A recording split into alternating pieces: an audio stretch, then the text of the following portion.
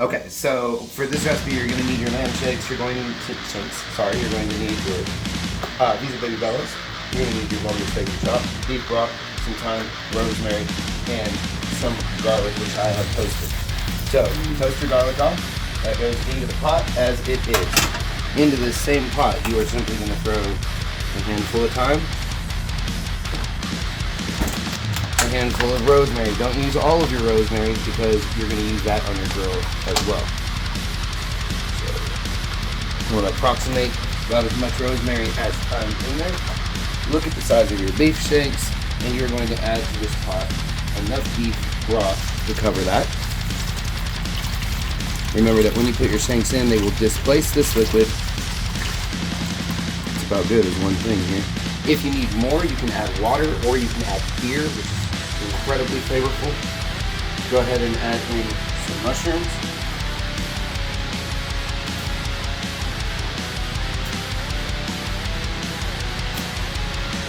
As well as a little steak and chop. And then these, lamb is very, very strong flavored. So you are going to season these with your steak and chop pretty liberally. Make sure to get all sides.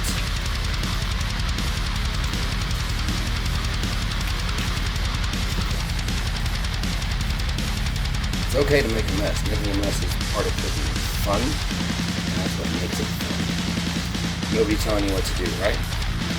All right. These are going to go out to the grill, and I'll show you where to go from there, okay? Okay, so while your meat is sitting there spiced like you just saw, we're going to let that sit for about 30 minutes. In the meantime, we're going to go ahead and get our fire ready. It's been that 30 minutes. Our fire is ready. So let's talk for a minute about the reason why this grill looks like this and airflow. Can you come over here? So if you look in this grill, there is airflow there and there. Also airflow here and underneath all of this ash. I cooked a whole lot. This was a good blanket about this thick from cooking a couple of weeks in a row and left it in there purposely for this cook. Just scoot to one side. What I'm trying to do is make the airflow come through here and go upward and back out of there. And the reason why is because lamb is extremely strong flavored anyway.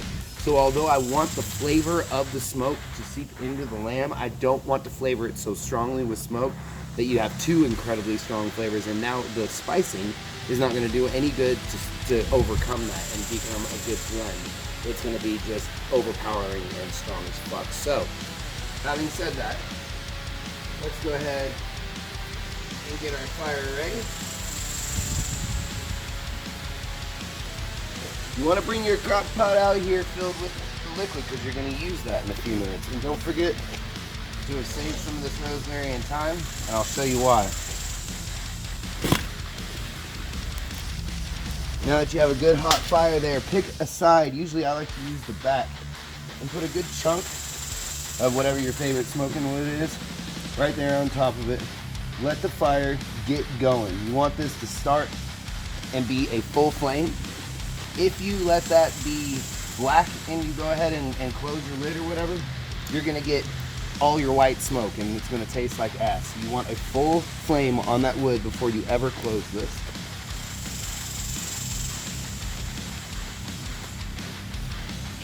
And you want everything to have a good smoke flavor.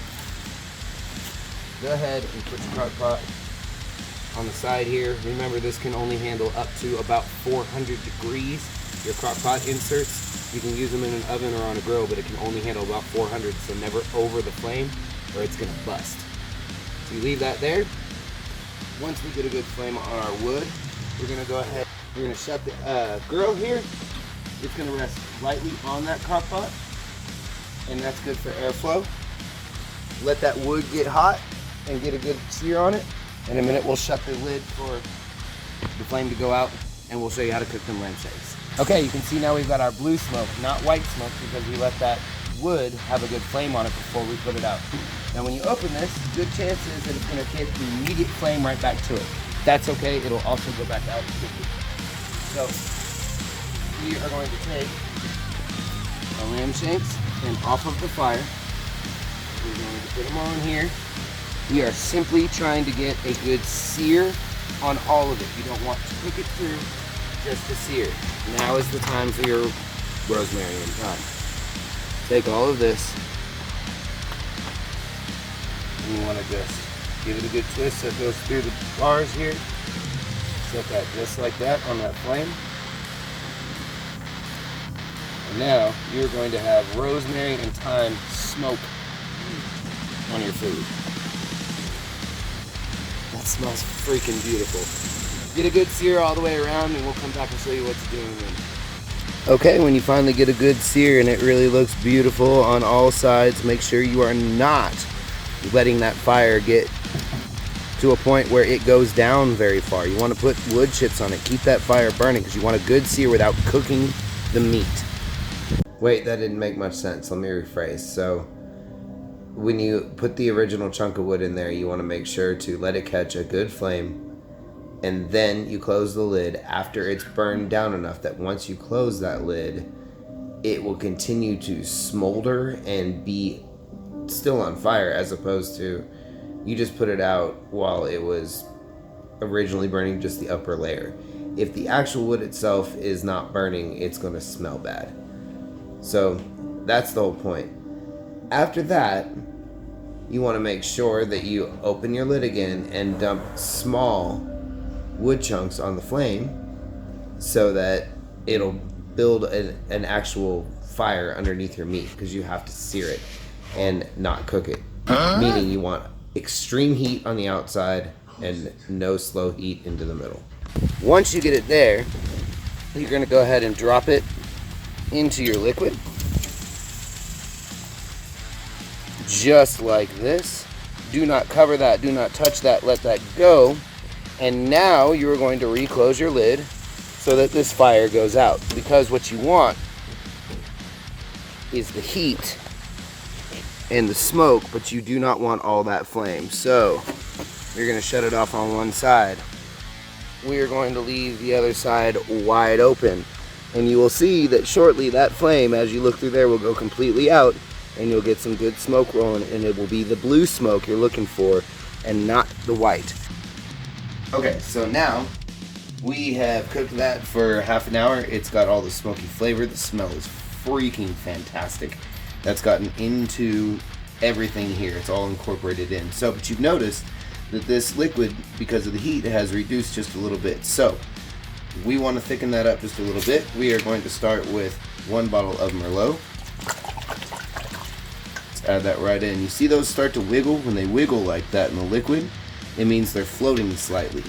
So now you know you have enough liquid in there. If you needed to add more, one more time, I would add either beer or water and not much else. I think because I know this is going to cook for a long time, I'm going to add just a little bit more water. Just like that. I'm just having enough that this is going to, when it bubbles over that meat. Now, do not cover this. You're going to add 2 tablespoons of butter into the middle.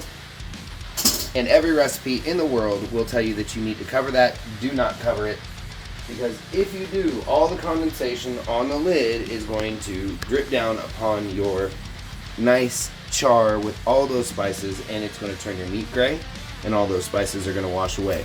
So, oven, 350 degrees. You are simply going to place that in there.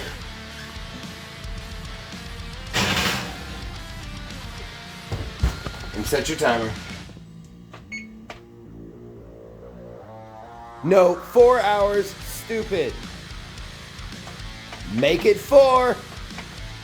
No, Jesus Christ, it's 4 hours.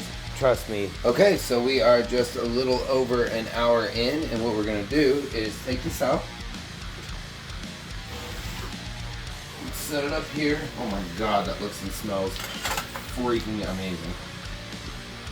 And now, we had mentioned earlier that you do not want to have a bunch of condensation falling in on your meat. So, simple spray bottle, nothing but water, foil, paper towels. About an hour in, you're going to come in here and you're going to soak this just a little bit so it doesn't burn. You just don't want it to catch on fire. I mean, it probably wouldn't anyway, but it's worth the extra effort here. Be safe. Give it a good spritz on both sides. Just enough to just get it in. Then you're gonna lay that over your pot. Okay, if it becomes a little wonky, the point is just to have the paper towel cover it, because then you're gonna seal it with the foil. And it doesn't have to be a tight seal. That's hot. Don't burn yourself doing it. Just enough to keep it kind of covered. Back into the oven for the remaining amount of time. Remember, we're going to add some stuff to this oven just about 45 minutes before this is done. So this time when you put it back lengthwise so you have some extra room here for the other stuff that goes in the oven. See you in a minute. Store-bought because I didn't fucking have any time to make my own. This is mash, but it's what the hell is that shit called? Oh yeah, cauliflower. Cauliflower mash, the garlic kind. This shit's badass. Just saying. Go ahead and yank it open your oven. You're gonna add that to it. Close her up. When that goes off, we're gonna work on this pot here. Okay, so it's been that amount of time. You're gonna yank that back out. Do exactly what it says, which is pull this back. But you're gonna pull this back, and it says to stir. So forth. This is when you are going to add. So, and longer second shot. Just add on the top. That's all it needs. Not much more. That goes back in.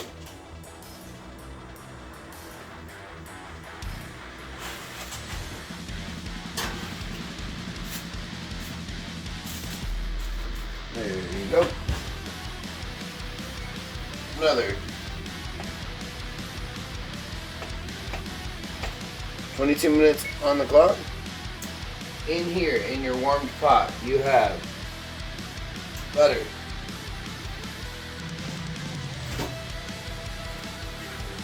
mushrooms on the bottom, steak and chop. Yes. Quick roll. Let them go. You're not waiting for them to sear. You're just putting them at the bottom. Over that, green beans. Steak and chop. Light coat. Butter.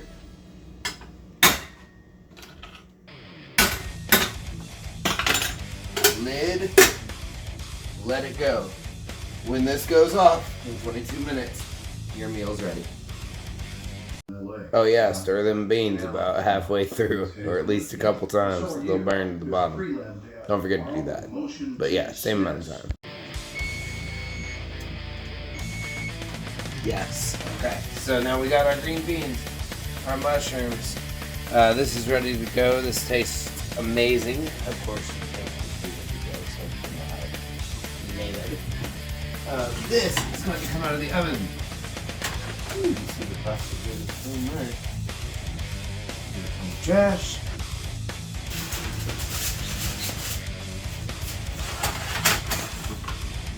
Get all that out.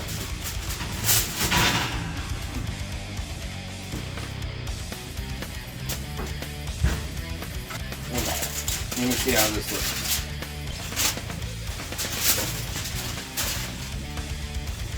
You can see how that meat is pulled back from the bone. It looks amazing. Everything is bubbling. Can you with that camera for a minute? I just kind of want to see. Oh yes, this is just absolutely as tender as it gets. Perfect. Okay. So we're gonna get this plated. All right. So we're gonna take half these mashed potatoes because this is a serving for 2. We set them right in the middle of the plate. Dead center.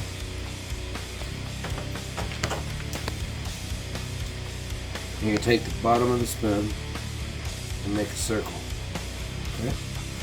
Just like that. Then you're gonna take, oh my god, I can't even pick it up. Meat's falling off this thing. Your shank, you put it right there. You can see this is just absolutely falling off the bone. You're gonna set that right there. In the middle. It looks amazing. Take green beans. I'm just gonna put a little around the edges. Just enough to be part of the dish. Make it look beautiful, make it look different, make it look like something nobody else has ever had. Make it look like, fuck, we didn't know what we were doing, but we had fucking fun when we did it. Now, can't leave this alone. Over here you have red wine, gravy, mushroom. There's just so much yummy in all of this. You got to put all this rosemary and thyme and mushrooms over the top of it. Enjoy this. You worked hard on this. This has been a long cook and worth every second. There y'all have it. That's lamb steak.